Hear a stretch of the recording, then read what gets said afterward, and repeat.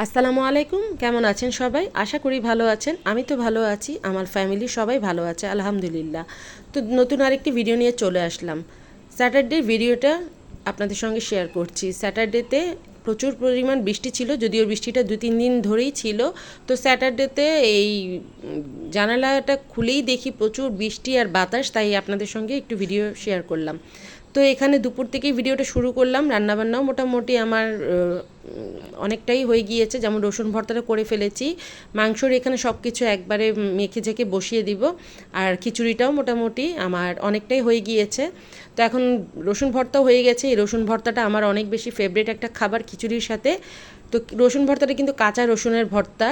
এটার মধ্যে আরেকটা করা হয় বাগার দেয়া, যেটা কাঁচা রসুনটাকে ব্লেন্ড করে বাগার দেওয়া হয়। তো এটা কাঁচা রসুন ভর্তা আমার এভাবে খেতেই বেশি ভালো লাগে খিচুড়ির সাথে। আর খিচুড়িটা আমি সবসময় সবজি দিয়ে আমার বাসায় খেতে সবাই পছন্দ করে। তো যাই হোক, ইদানিং কেন যেন আমার খুব বেশি এভাবে খিচুড়ি, মানে সবজি ছাড়া খিচুড়িটা খেতে বেশি ভালো লাগে। তাই মানে গরম গরম খিচুড়ি রান্না করেই আমি ঝটপট খাওয়া শুরু করে দিলাম রসুন ভর্তা দিয়ে। আমার যেহেতু রসুন ভর্তা দিয়েই খিচুড়ি খেতে ভালো লাগে, তার মধ্যে কাঁচা রসুনের ভর্তা যেটা, তো এটা দিয়ে আমি খেয়ে ফেলেছি। আর মাংস তো আমি নেইনি।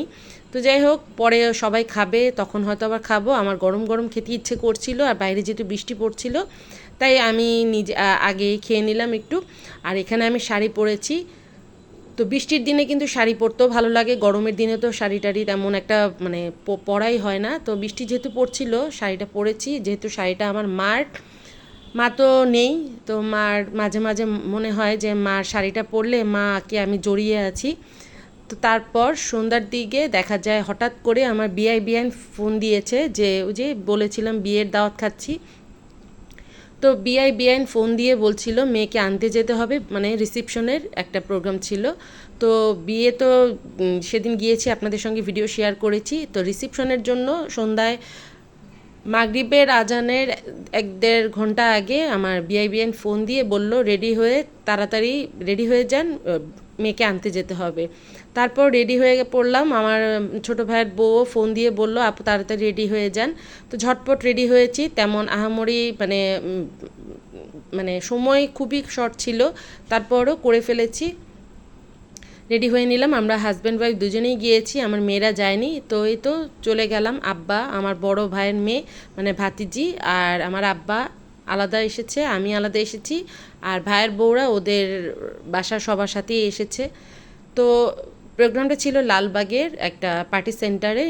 তো সেটা আমি পরে শেয়ার করছি আপনাদের সঙ্গে। এখানে চলে আসলাম, আসার পর এই তো সবাই মিলে বসে পড়লাম।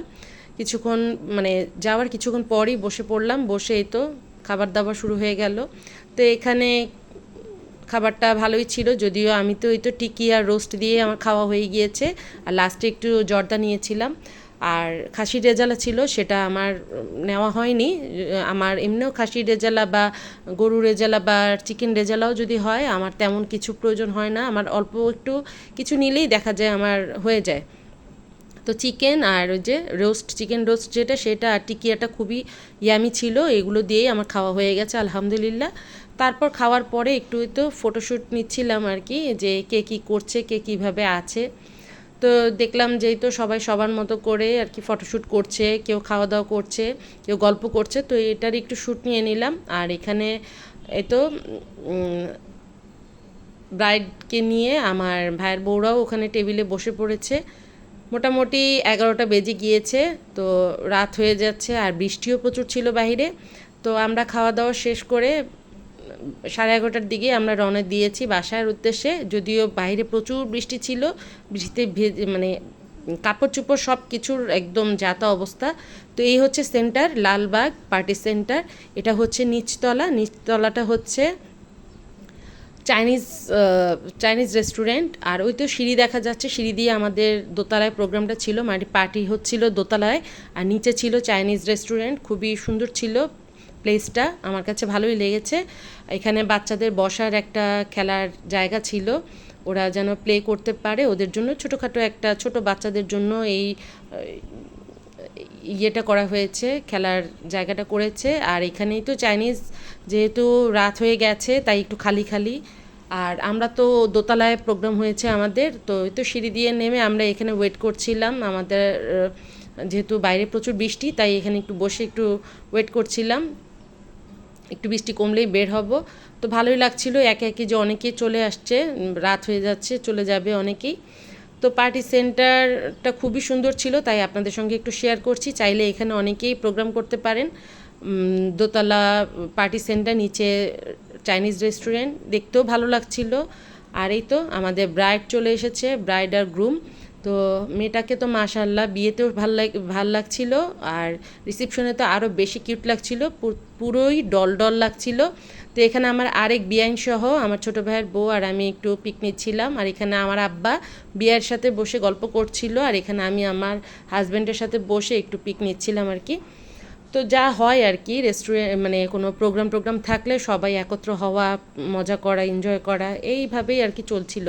আর এখানে তো রিসেপশনের জন্য আমার ছোটো ভাইয়ের বউকে আমার বড় মেয়ে রেডি করিয়ে দিয়েছে।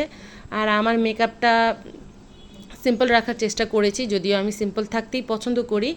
তো বৃষ্টি যেহেতু পড়ছিল, বিরক্তও লাগছিল, তাই শর্টকাটভাবে একটু রেডি হয়ে গিয়েছি। শাড়ি পরার ইচ্ছা ছিল, তাও পরিনি, সালোয়ার কামিজ পরেছি। আর ভাইয়ের বউকে কেমন লেগেছে অবশ্যই জানাবেন কমেন্টে।